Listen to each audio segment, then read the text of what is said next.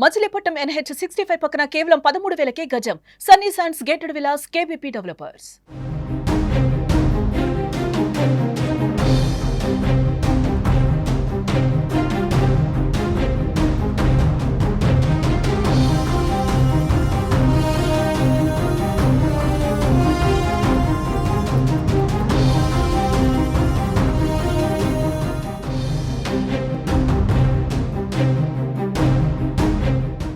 హైదరాబాద్ లో ఎడతెరిపి లేకుండా కురుస్తున్న భారీ వర్షాలకు మూసీ నది ఉగ్రరూపం దాల్చింది.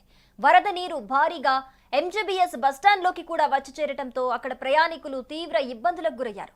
ఉస్మాన్ సాగర్, హిమాయత్ సాగర్ గేట్లు కూడా ఎత్తడంతో మూసీ నది ఉగ్రరూపం దాల్చింది. దీంతో హైదరాబాద్ లోని పలు ప్రాంతాలు నీట మునగ్గా దిల్సుఖ్ నగర్, అంబర్పేట మధ్య కూడా రాకపోకలు నిలిచిపోయి ముసారంబాగ్ బ్రిడ్జిని సైతం మూసివేశారు. ఆ వీడియోలు ఇప్పుడు సోషల్ మీడియాలో వైరల్ అవుతూ ఉన్నాయి.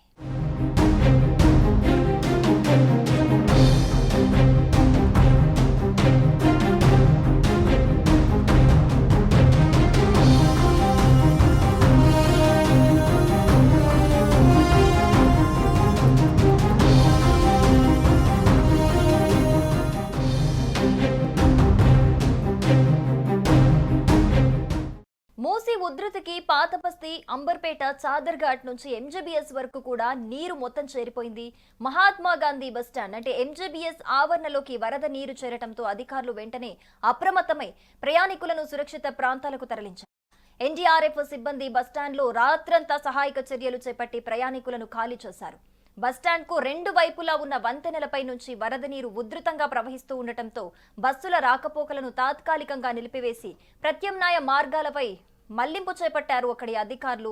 ఈ నేపథ్యంలోనే అక్కడ సహాయక చర్యలు కొనసాగుతున్నట్లుగా తెలుస్తోంది. మూసీ పరివాహక ప్రాంతాల్లోని మూసార్ నగర్, శంకర్ నగర్, బండ్లగూడ వంటి లోతట్టు ప్రాంతాల్లో వరద నీరు చేరటంతో ప్రజల జీవితాలు దెబ్బతిన్నాయి. అధికారులు ప్రజలను పునరావాస కేంద్రాలకు తరలించేందుకు అత్యవసర చర్యలు చేపట్టారు. DRF, పోలీస్, GHMC, జలమండలి సిబ్బంది సమన్వయంతో సహాయక చర్యలు కొనసాగిస్తున్నారు. ప్రభుత్వం ఈ పరిస్థితిని నిత్యం పర్యవేక్షిస్తూ అధికారులు పూర్తి అప్రమత్తంగా ఉండాలని ఆదేశాలు జారీ చేసింది.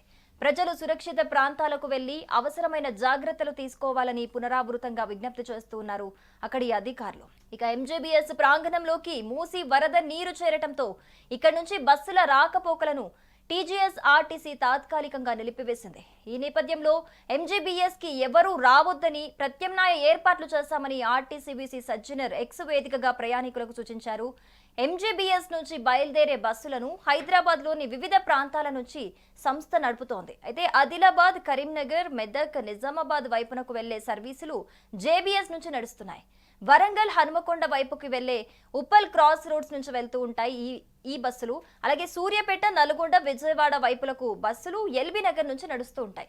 మహబూబ్ నగర్, కర్నూలు, బెంగళూరు వైపునకు వెళ్లే సర్వీసులు ఆరంఘర్ నుంచి వెళ్తున్నాయి అని వెల్లడించారు.